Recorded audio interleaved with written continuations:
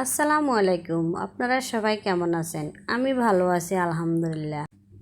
অনেকে তো অনেকভাবে মুরগির মাংস রান্না করে। আমি না হয় আজকে একটু অন্যরকমভাবে মুরগির মাংসগুলো রান্না করলাম। আমি যেভাবে মুরগির মাংসগুলো রান্না করেছি আপনারা এগুলা সাদা ভাত, পোলাও, রুটি, পরোটা, নান এগুলোর সাথে আপনারা খেতে পারবেন। খেতে অনেক মজাদার। প্রথমে আমি একটি পাত্রে তেল দিয়ে দিই, তারপর তেলের সাথে সব মশলা দিয়ে দিয়েছি। একটু টমেটো সস, বারবিকিউ সস দিয়েছি। টমেটো সস, বারবিকিউ সস না দিলে আপনারা কিন্তু ওই মজাটা পাওয়া যাবে না। অবশ্যই টমেটো সস, বারবিকিউ সস দিতে হবে। তারপর আমি ওই সসগুলো ভালো করে নাড়িয়ে চাড়িয়ে মুরগির মাংসগুলো দিয়ে দিলাম। মুরগির মাংসগুলো দেওয়ার পরে আমি ভালো করে নাড়তে হবে। নাড়ার পরে আমি একটু সয়া সস দিলাম। সয়া সস দেওয়ার পরে এক টুকরো লেবুর রস দিলাম। লেবুর রস দিয়ে একটু আমি পানি দিয়ে দিয়েছি।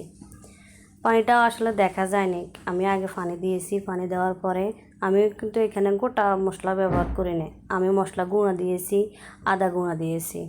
দেওয়ার পর আমি ভালো করে নেড়ে ছেড়ে এগুলো আমি ঢাকনা দিয়ে ঢেকে রেখেছি। তারপর ঢাকনা দিয়ে ঢেকে রাখার পর ঢাকনা তুলে আমি এখানে একটু পানি দিয়ে দিব, ভালো করে যেন মাংসগুলো সিদ্ধ হয়। আপনারা এভাবে রান্না করে বাসায় দেখতে পারেন, অনেক মজাদার, খেতে ভালো লাগে, বাচ্চাদেরও অনেক পছন্দ হবে। কথা বলার পাকে পাকে আমার রান্নাটা শেষ হয়ে গেছে। আপনারা সবাই দেখেন। আসসালামু আলাইকুম।